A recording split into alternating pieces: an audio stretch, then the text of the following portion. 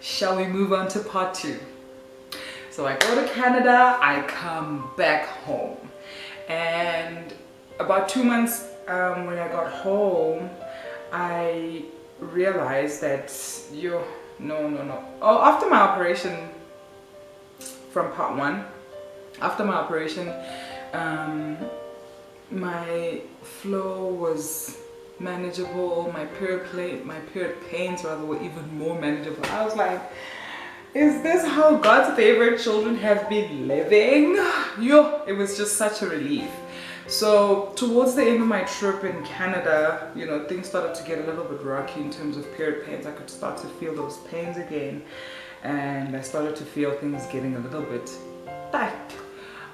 So I got back home, and 2 months after I was home, I was actually at church, and I could feel myself. I'm like, oh, I feel a little bit funny. I feel like I'm about to start my periods.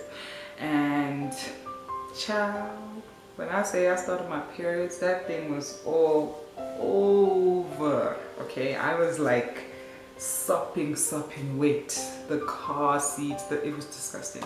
Sorry, it wasn't disgusting, but it was a lot. And I thought to myself, and immediately I said to my mom, we're back. And she said, no, you don't know that. I said, well, I kind of do, because it's been 2 years, right? So they're back. They're back.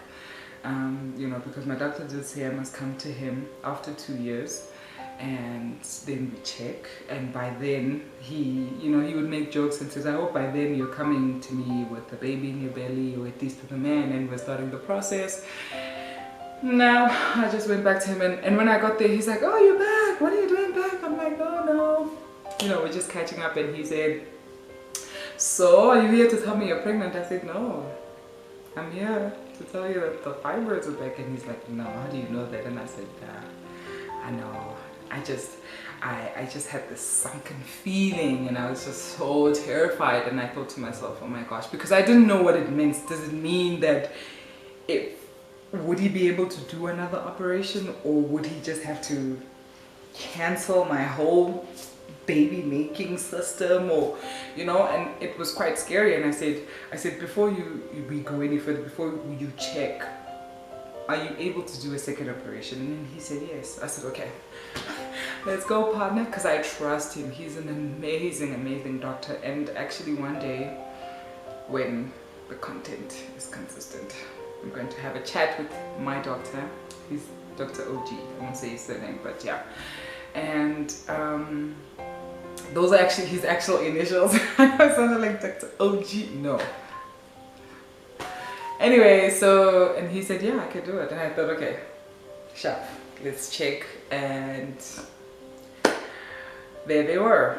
It was very, very disheartening. I wasn't in a place in my life to start a relationship. I wasn't in a place in my life to be a person to just say, hey, you want to have a baby, and we could just get this thing going, because I need to have a baby ASAP. I was just nowhere near all of that. I in my head, I just felt like I need more time, but I was still faithful.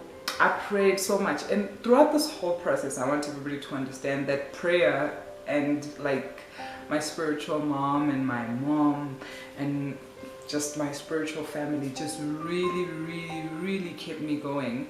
I know I didn't really mention that in the other part, but it was just that was keeping me going. And there's actually, we would hear people's testimonies, and she was like, that lady was like, there was no hope for me. The doctors had already told me that I was not going to have kids anymore.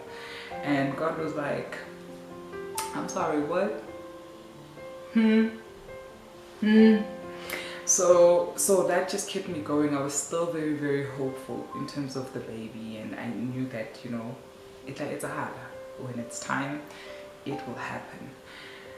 So yeah, he's like, what are you doing tomorrow? And I was like, nothing. Why? He's like, we could just operate. And I was like, sure. And he thought, let's do it. And Yeah, had my second operation.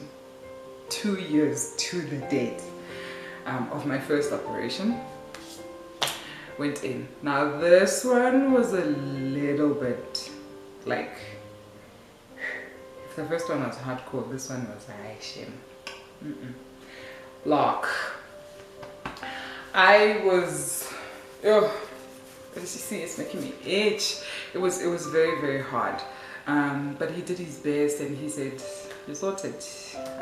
He said, you know, obviously these ones weren't as hardcore as the other ones, and I say these ones because there was 3, but it was 3 mediocre sized ones, which still do a lot of damage if you don't get them checked out. You know, they grow and they like I said, they hinder with your flow and just your system and your like, it's so important to get checked out. So after I had my second operation, and I thought, okay. So, and by the time I had my second operation, I was just in a different mind space. I was really hoping, like, now it's like, okay, I think the relationship situation is coming together, and this could be it. I'm gonna have a baby in a minute. And I said to doctor, how long? And he said, listen girl, go for it. I'll fix it when it's like, we'll cross that bridge when we get to it. He said, I'll sew your uterus as we go along if I have to. I want you to have a baby so bad. And you know, I really appreciate my doctor for that, because he's my nigga, that guy. I know a lot of people don't really like to have gynecologists. Is that a thing? Because I know a lot of people are like, oh no, I don't think I would. I've never had a woman lady gynecologist. No, I haven't. And he was just, and my gynecologist is young. It's not like an old white guy. He's like a black guy, like a young guy. But he's like not my friend, he's like my older brother, if that makes sense. But in such a respectful kind of way. Whoa, is this taking a turn for the worse? But no, he's super professional and just so helpful. He's just amazing in what he does and just how he takes care of his patients. He's just the bomb diggity. So it's just been such a long journey. But I'm so grateful for the journey because it's taught me so much. I've always been a patient person, but this has been the ultimate test of my patience. If I thought I was patient before, like, I'm having to be a million times patient because yeah, because things don't always work out. And so people can stop. You can stop asking people when they're going to have babies now. You can stop, men and women, really, because you know, if you're asking him when he's gonna have a baby and he's in a relationship with me and we're going through this, you know, you're asking me when I'm having a baby, and I'm privately trying to process all of this. So let's just be careful. But really, this is just to share my story, and I hope that this resonates with somebody. I hope you can share this with a sister or two, because I'm still hopeful. I'm doing great. I'm doing great since my second operation. It's been good, and I realized that God was really just, what we always need to realize is that we are going through things just so that we can be testimony to other people who go through it. So there is somebody who I'm going to cross paths with, who I have to tell that this is not the end. This is not the end. Just stay informed, stay checked up, and stay hopeful, and stay faithful. Because you know what?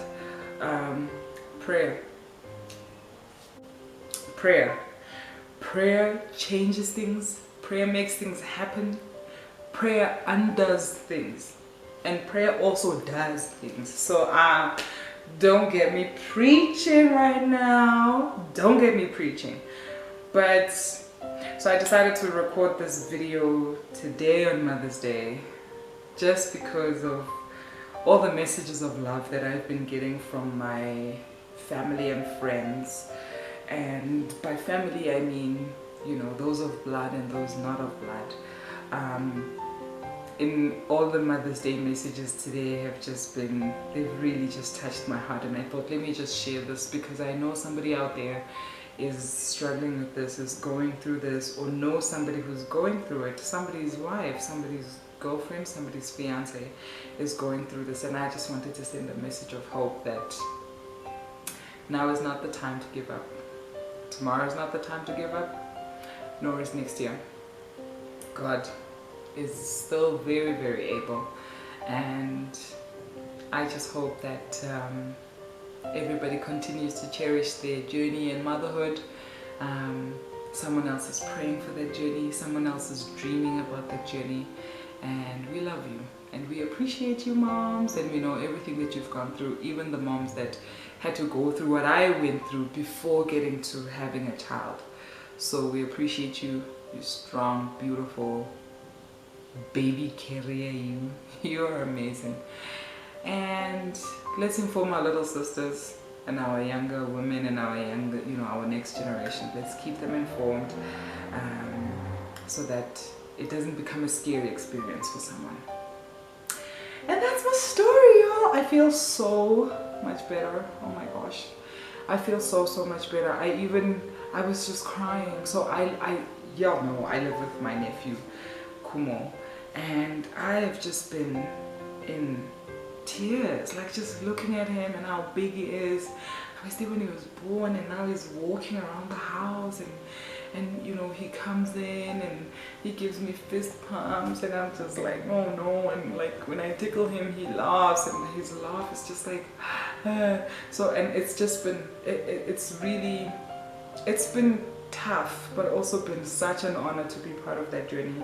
And I say tough because to watch it so close was very difficult in the beginning, but I realized that you know, I've been an au pair of my life, so I've been near it. I think just to have it here as mine, you know, and sometimes he prefers to come to me for a cuddle, and he prefers to sleep in my arms, and it does a lot. And so it really does make me cherish that journey that God will unfold when it is the time.